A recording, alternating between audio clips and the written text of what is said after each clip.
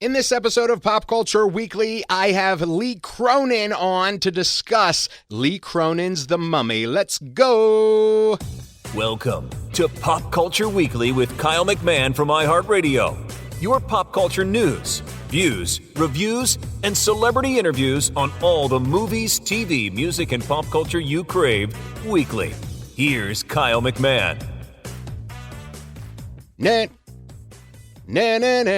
Hello and welcome to Pop Culture Weekly with Kyle McMahon. I, of course, am Kyle McMahon, and this is the show where we celebrate pop culture, question our life choices, and occasionally unwrap something that absolutely should have stayed buried. Today, it is all about Lee Cronin's The Mummy. I saw this, and it is so good. It is so scary. Lee Cronin is a genius. And, you know, The Mummy, it's one of those characters that's basically been rebooted like more times than all of our abilities to make good decisions combined. You go all the way back to the classic Universal Monster era, you know, the original The Mummy. They were like kind of slow, haunting and tragic and kind of genuinely unsettling. And there were some sequels and all that. And then, you know, you flash forward to the 90s, which was basically like, what if, you know, this horror movie was also a roller coaster, which honestly, it's iconic. No notes. I love The Mummy movies. Those were like, you know, the Mummy movies when I was a kid. And of course, I love the Mummy ride at Universal Studios. And then we got the modern action version, which felt less like The Mummy and more like Mission Sandstorm. But through all of that, you know, somewhere along the way, we kind of lost what makes The Mummy actually scary. You know, it went from this horror franchise to something else. And The Mummy, it's not just a monster, you know, it's history. It's something ancient, something cursed, something that was never supposed to come back. And that's what makes this new version, Lee Cronin's The Mummy, so freaking interesting, because it feels like we're going back to that idea. It's not, you know, bigger just for the sake of being bigger or louder, but it is more dark. It's more intimate. It's more uncomfortable. The kind of horror that doesn't just jump out at you, but it like kind of sits there waiting. And then you realize, oh, Nikes. This is terrifying, which is exactly, you know, for me, what I believe how The Mummy movies should be. So let's hop right into it. I'm talking with director, writer Lee Cronin, who, if you've been paying attention to the show or horror, he has already proven that he knows how to take something familiar and make it feel completely unhinged, but like in the best way possible. You know what I mean? He's got a real understanding, I would say, of tension and atmosphere. But more importantly, in my opinion, he knows how to make horror feel personal, which is exactly what The Mummy needs. Because it's not, in my opinion, The Mummy shouldn't just be this like spectacle. It really has to feel like something is wrong. Like something ancient is here in the present. So I talk with Lee about stepping into a legacy like The Mummy, what drew him to it, and how you honor, you know, all of the films that have come before, but without being trapped by it, if that makes sense. And how do you bring a character like The Mummy back in a way that actually means something today? So we're going to jump right into it. Here he is, Lee Cronin. First of all, thank you so much for speaking with me, Lee. I love your work. I love your career, and I can't wait to talk about The Mummy, but I want to go back first, if that's okay with you. Absolutely, my pleasure. Looking forward to our conversation. Awesome. So when you look back before any of, you know, this, what kind of filmmaker did you think that you would end up being? Oh, wow. That's a good question. I guess because I'm still on the journey, I suppose, look, I was a child of Amblin, definitely a big Spielberg fan. my focus was always on entertaining and engaging audiences in dark rooms. And I think I was quite genre agnostic when I kind of started out in terms of like what I like to watch. I was a big, obviously big horror fan, but probably when it was really clicking for me when I was, like 15 or whatever, and be like, I'm really going to do this. I would be watching Reservoir Dogs over and over again and trying to write flashy dialogue that way. So the influences kind of wax and wane as time goes by. But I think my focus has always been on the spectacular, the event, whatever it might be, whether that's a small, simple story, and it's a story that captures everybody's imagination in a particular way, or it's a big, glossy, four-quadrant movie. I love my family films as well. So I don't know if I'm quite answering what you've asked, which is who did I think I'd be? Um, but I guess I always hoped for big, noisy, loud, splashy movies. It was the hope, and I'm trying to push that direction as often as I can. I love that. And you have talked before in the past about being drawn to darker stories. What is it about horror specifically that kind of is your, I don't want to say your love language, but your, speaks to you, if you will? My very dark love language. I think like there's a couple of aspects to it that certainly drew me personally in. One of them is how it engages people. And that engagement for me came through my observations when I was very small, watching my family and my siblings react to horror movies and thinking, whoa. And when you're the youngest, and there's a big age gap in my family, when you're the youngest, you think, so that's how you get people's attention. Hmm. That's how you get the grown-ups' attention.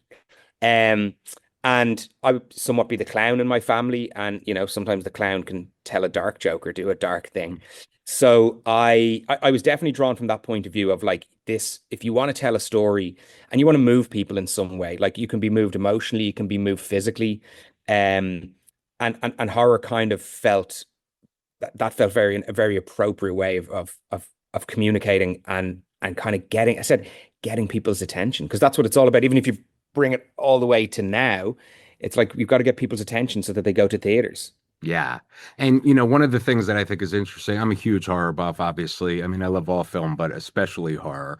And I think, especially being in this business, I've learned, and I think it's getting better now, but I've learned that a lot of people have had in the past, at least, a very almost snotty attitude towards horror. And I find that artists like yourself and Jordan Peele and, people like that, Nia DaCosta and stuff that are making these kind of more thought-provoking, some call it elevated horror or whatever, brings respect, to this genre that I feel and look, I'm one who loves the bad B movie, crazy killer whatever movie as well, but there's that kind of movie in every genre, right? And I feel Yeah, like of course. with horror it kind of people tend to go to that, and you and some of these other creators that I've mentioned have kind of brought this pastiche, whatever that word is, to the genre, which I think is so important. And now you look at the Oscars and you have something like Sinners and an Aunt Gladys. Yeah, yeah, yeah, amazing. Yeah, it's Yeah. amazing to see. Like, like for me, it's funny. I was chatting to some people the other day, and I was actually with Jason Blum at the time, and we were doing some interviews, and we were talking about like horrors, become much more mainstream in a lot of ways, but without necessarily losing its teeth. I think that's important. And I was reflecting on when I used to work in a video store when I was in film school, like many moons ago. And yeah, of course, the horror section was always kind of buried in some way. But I was thinking now, if video stores were open again, which I wish they were, you'd probably walk in and be hit by a wall of horror as the first thing that you see. Yeah. But the joy of it is the fact that it's really working from a theatrical experience point of view. And to me, that's where my focus always lies, is as I said, is the dark room, the opening night, the collective experience, which horror really presents itself for. But also, I think as well, just there is incredible filmmaking craft, and it's there's some, we can also look backwards and look at a movie like Rosemary's Baby, which is a stunning piece of cinema, a classic in its own right. And sure, there are horror movies that are maybe less about the the film craft and maybe more just about all the gags that are trying to be used or all of the special effects that are there. I've always been interested in kind of blending the two. That's it, bringing it back to the earlier question in terms of where my compass has been pointed, is definitely wanting to paint on a big canvas. And I'm quite excited for people to see this movie because there is, it's visually, it's really fun in terms of how I've captured imagery where like we use these probe lenses, which allowed me to do crazy super close up work, like right in, like literally put the lens a centimeter from someone's eyeball. But then we also have these incredibly vast, beautiful landscapes as well in the movie. These stunning cinematic wide shots. And I often feel for me, like horror movies for me are kind of told in the wide and the close because it's about the gnarly detail, but then it's also sometimes about just looking at something and going, well, what's in that corner when you can see a little bit wider in those circumstances. But yeah, there's, you know, incredible filmmakers who are making incredible movies inside the genre space. And I think now what's fun is that we're not just getting audiences to the cinema just because they're going to have a jump scare or, you know, throw their popcorn or scream. They get that, plus they get treated to real cinematic visual kind of, you know, well, treats, you know, really, really beautiful movies. What creatively scares you? When I approach something, like as in what scares me in terms of like, how can I do this or how do I do this? Exactly. Yeah. Everything. I think repeating a trick in a way, and that's not to say you won't do something similar to how you've done before, because if you're thinking of yourself a little bit when you're making a horror movie, like a magician with a box of tricks or tools that you want to play with, of course, you're going to use the same type of sleight of hand, or you might have the same setup but a different prestige to your trick. But I think for me, I never want my work to feel episodic. I always want to feel like it's building on what's happened before. And that leads into, even though the work that I do does contain body horror and gore, and blood and things like that at times, for me, I don't let it define the story that I'm trying to tell, because whilst I'll do something really gnarly or crazy, I'm really interested in impressing you with that, but then moving on to the next trick. What's the next thing we can do? So that's why my work, although it might burn into your eyes for a moment in terms of something really visceral, I'm not trying to punish you in any way, shape, or form. I actually then maybe want to pull you over here and make you laugh, or make you kind of grimace then a moment later. And I think that probably brings all the way back to the kid in me just trying to say, and then, and impress my siblings in some way, shape, or form, you know? What about this trick? What about this trick? So yeah, I think what I fear is never building on what comes before. And I think this movie, what's very interesting about it is that it has a big mystery angle. It has a strong family drama. It's terrifying, but it's also fun. It's a fun thrill ride.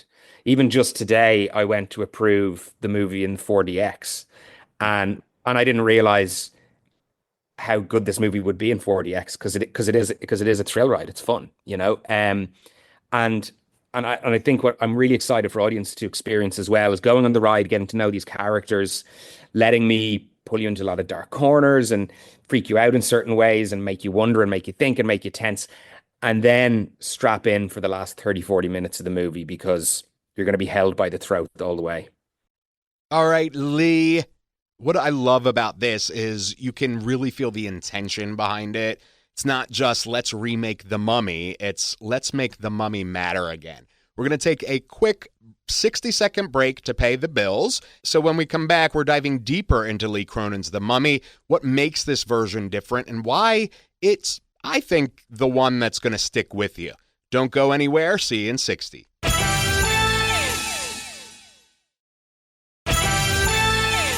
All right, welcome back to Pop Culture Weekly. We're here with the incredible Lee Cronin, talking all things Lee Cronin's The Mummy. So, do you feel, you know, there's a legacy with, I don't want to say the story or the character, but with The Mummy, you know, dating back to the classic Universal monster movies. Yeah. Do you feel any pressure, you know, and I know this is its own world and its own thing, but do you feel any pressure for that? You know, you had the unrelated movies with Brendan Fraser and that sort of thing. and this is very much your movie, very Yeah. much so. Yeah. But do you feel any kind of pressure with that at all? Or are you able to be like, no, this is Lee Cronin's The Mummy, and this Yeah. is what it is? Yeah. I would never for a moment ever want to sound arrogant in answering a question like this, but that's not the type of thing that I feel pressure from. I feel pressure from my own choices that I kind of make in terms of, oh my God, am I doing this right? Am I going to entertain the audience here? Is the story good here? Is the performance right? If I reflect back on Evil Dead Rise, that was a question I'd get asked. Did you feel any pressure?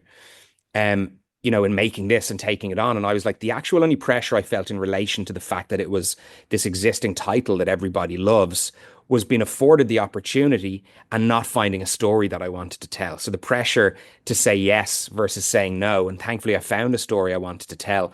So with this film as well, I kind of like the challenge more.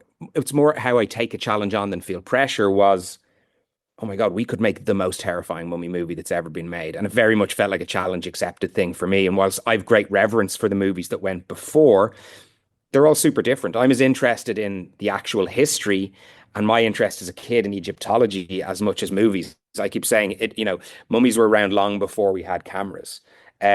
So from that point of view, it didn't really get under my skin. And the pressure that I feel is, can I deliver you something really, really fresh? That's where the pressure comes in. Mhm. And when do you get to a point where you can answer that question? As in, have I delivered? I guess we live in a world where the opening weekend of a movie counts for a lot in terms of that. I think, truthfully, I actually got to, very fortunately, got to answer that question a couple of weeks ago. So when you're finishing a film, um, it can be in a lot of separate components towards the end of the process. So I think I finished the film maybe about 3 weeks. Yeah, about 3 weeks ago, fully finished. And the couple of months preceding that, I'd see the movie so many times from an editorial point of view, visual effects point of view, color correction point of view, sound mix, all of these things. So I tended to be observing the movie for one particular facet of what the film currently was, as opposed to the full show.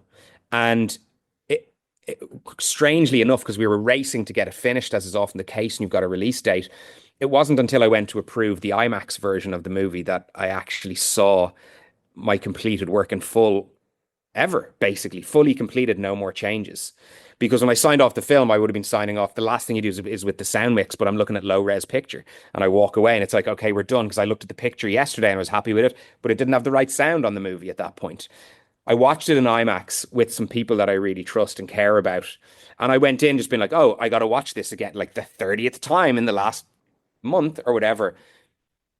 And it actually did make me stop and pause and go, oh shit, this is the movie that you really wanted to make. This is it. You actually have put your vision on screen. And that was a lovely moment. So I just hope audiences can share in that and enjoy the story that I tried to tell and how I tried to tell it.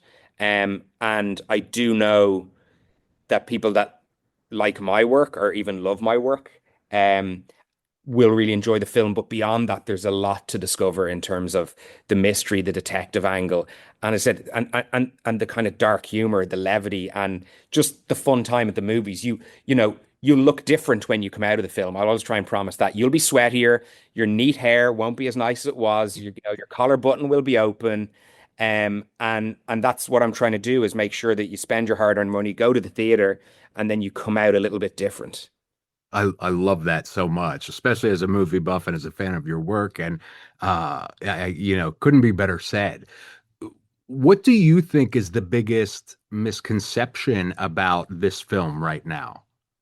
I think people will always have a frame of reference for what they think a movie with a mummy should be. But having said that, it's generational. There's people that look back, like even or people depending on what their taste is, like me and myself and James Wan have talked a lot about where our preferences lie, and he loves the Hammer mummy movies. That's where when he thinks about it. I think I think there's always going to be those thoughts around, Stephen Sommers' movie, which again is an action adventure film, and obviously Brendan Fraser is an amazing actor and a brilliant character in those movies, and they're really entertaining in their way. And I actually never feared there being a misconception. Even from the marketing of the film, we thought, what a great opportunity to change perception, not give people more of the same, even if they think it might be. And early responses to the movie when people have seen it recently, they come in and they go, holy shit, I was not expecting that. And I go, okay, excellent. Excellent. That's what we want. That's what we want. How far were you, you know, as you're filming, how far did you push it tonally? Where did you find a balance between like, okay, I don't want to go that far, Sure. and okay, this is enough to get my point across? Yeah, tone to me is everything. I think, and one of the we spoke a little bit earlier about, pressure or things that you might fear in terms of approaching your work. Definitely getting the tonal balance right in this movie was the type of thing that would be always ticking as a major thought in my mind.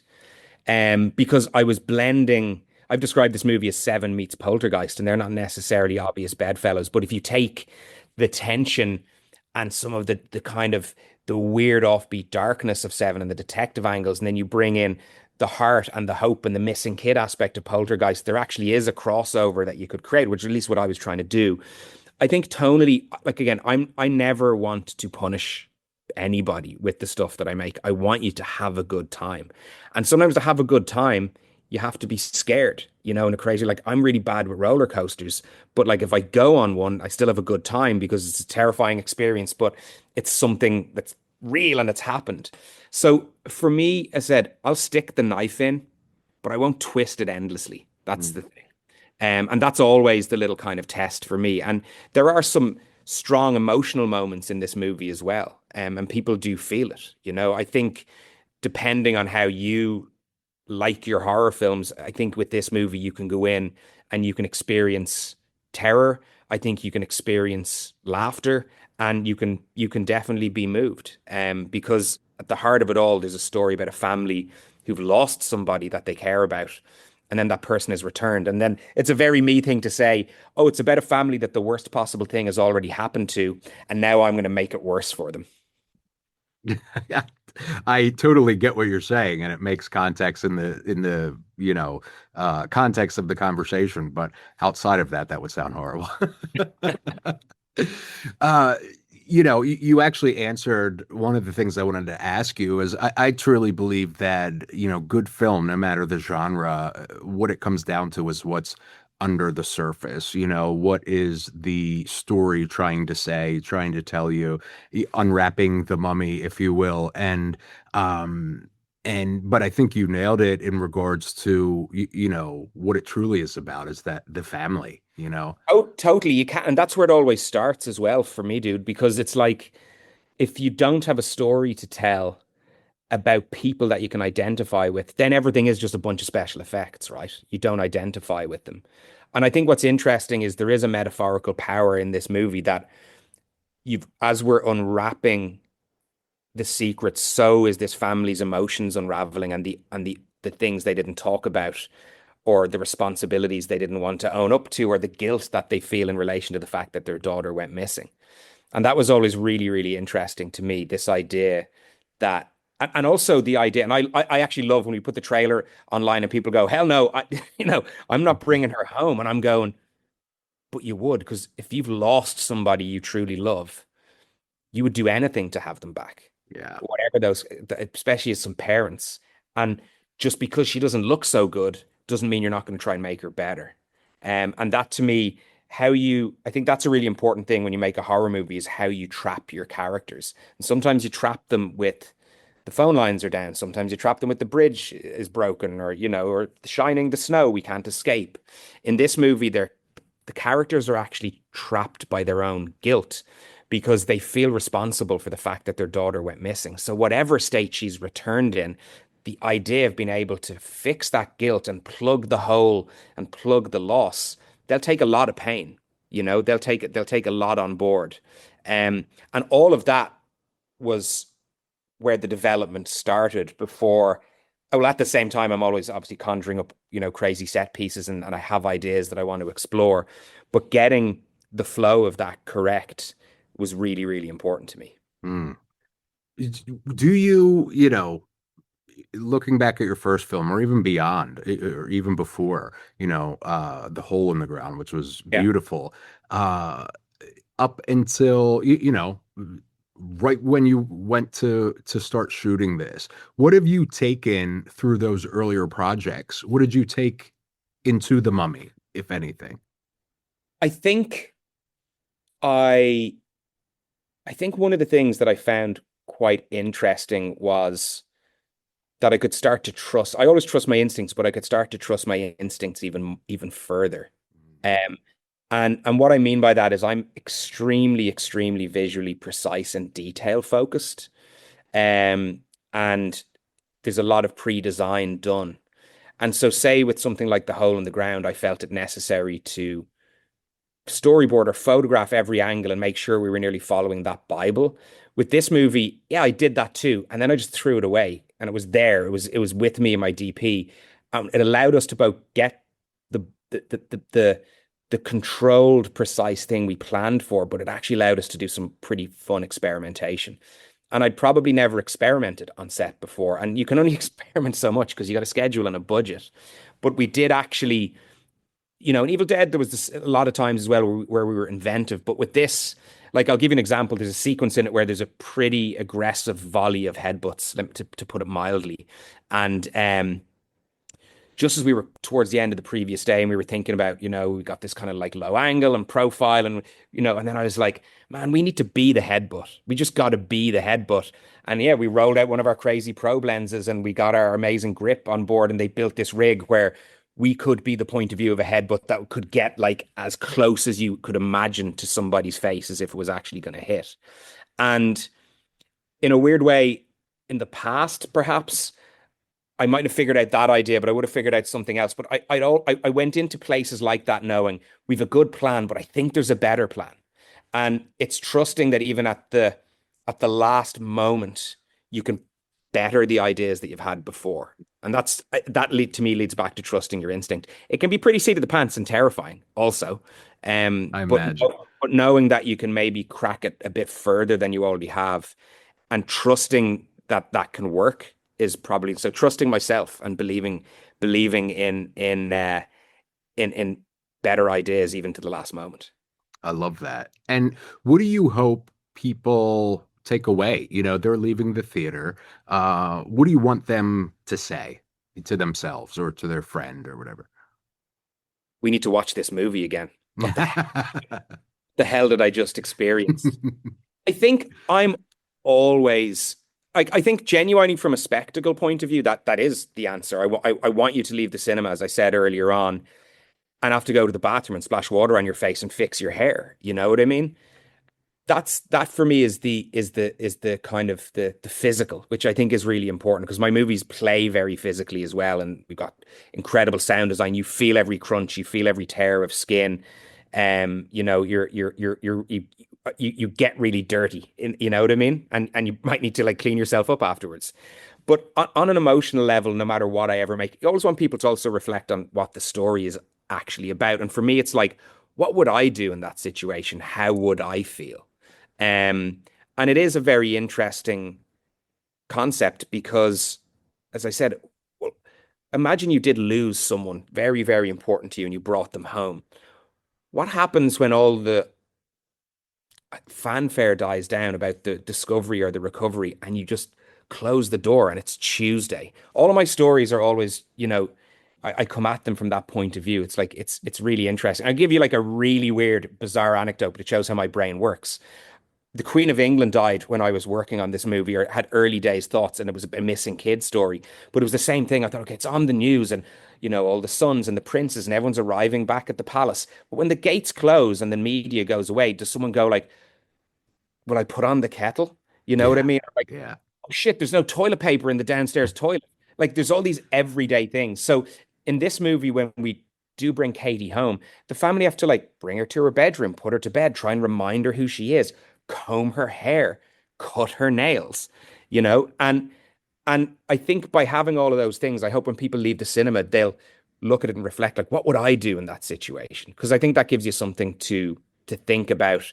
And I really want to give you something to think about and that, and to entertain you. I absolutely love that. And I think your work is does that. Um, are there more stories to tell in this world that you've created? I think I've just created the world. Like again, as a writer and a filmmaker and an incessant talker, um, of course, my mind definitely has expanded into other areas because what's cool about this movie is we have a new lore and we also it's a story about mummification for a different purpose. That was one of the key things that kicked this off.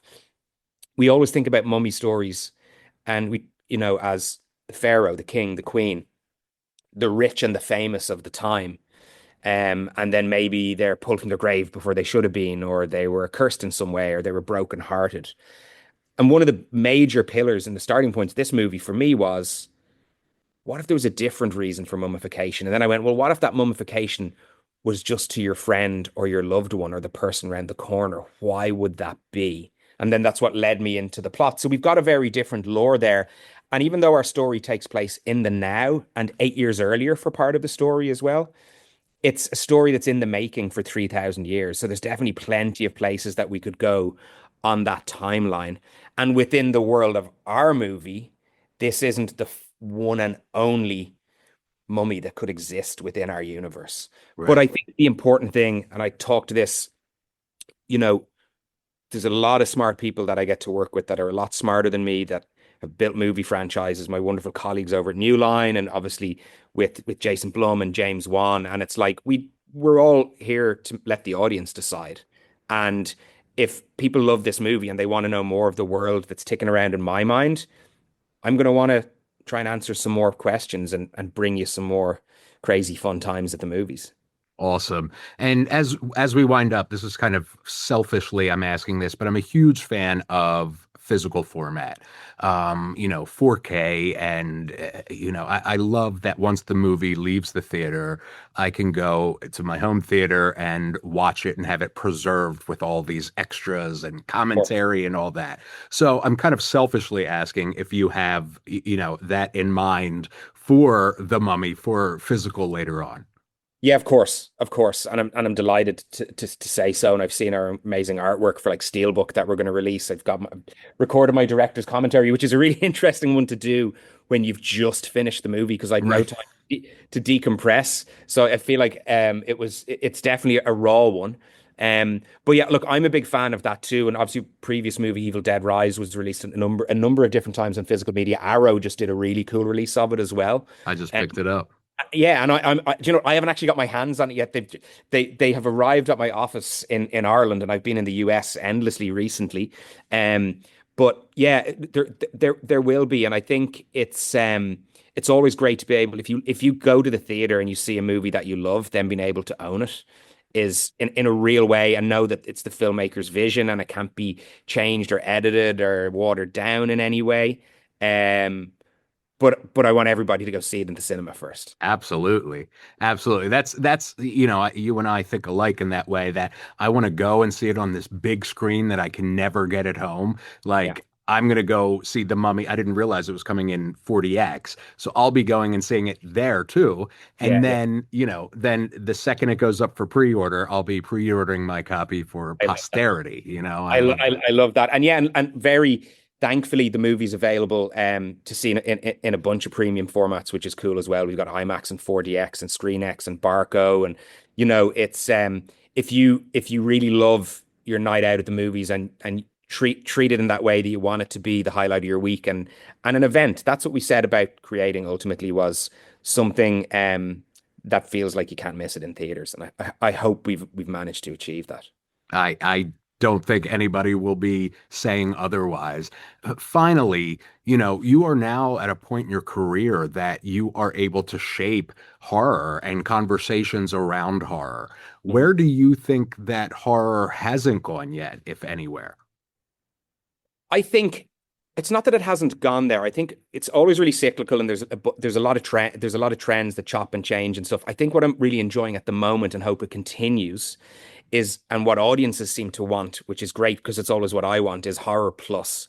And what I mean by plus, I don't mean more blood or more guts necessarily. It's a horror experience that's also something else as well.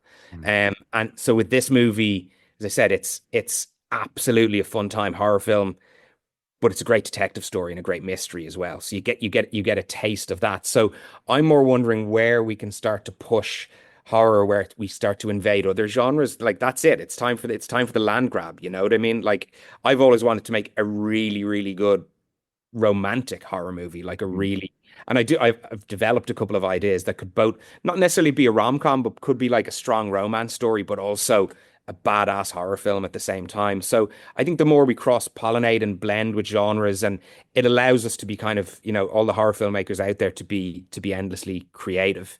And as we talked about earlier on, I'm really pleased that we're seeing things that are also incredibly award worthy, and big spectacle as well. Someone's going to want to make the Lawrence of Arabia of horror movies. Yeah. And why not? Yeah, absolutely. It's a great time to be a horror fan, and you are one of those that is leading that. I thank you so much for speaking with me, Lee. Please come on anytime you want, and we'll talk horror or whatever else. Thank you. My absolute pleasure. That was a great chat. Cheers, dude. Thank you. Have a great day, Lee. Lee Cronin. Yeah, Lee Cronin's The Mummy is definitely the kind of movie that lingers with you. Not just while you're watching it, but like I've been thinking about it a lot since I saw it, like when it's quiet. And, when your brain decides to revisit things it absolutely does not need to, there pops out Lee Cronin's The Mummy. All right, that's it for this episode of Pop Culture Weekly. If you enjoyed this episode and you're now reconsidering every ancient artifact in every museum you've ever walked through, make sure to follow or subscribe wherever you're listening. And of course, I want to hear from you. If you're listening on the iHeart Radio app, which is free, you can hit the talkback button, leave me a message and your thoughts, and I might just air them right here on the show. Or go to popcultureweekly.com and hit that voicemail button. And for more interviews, deep dives, and all things pop culture, go to my YouTube channel at Pop Culture Weekly. I'm Kyle McMahon, and until next time, keep watching, keep listening, and maybe don't open anything sealed for thousands of years. Like, it just feels like it's a bad idea. All right? All right, I love you. See you next time. We out. Thank you for listening to Pop Culture Weekly. Hear all the latest at popcultureweekly.com. Lee Cronin's The Mummy. Don't unwrap things that you can't handle. Lee Cronin's The Mummy. It's scary and it's good. The mummy's misunderstood.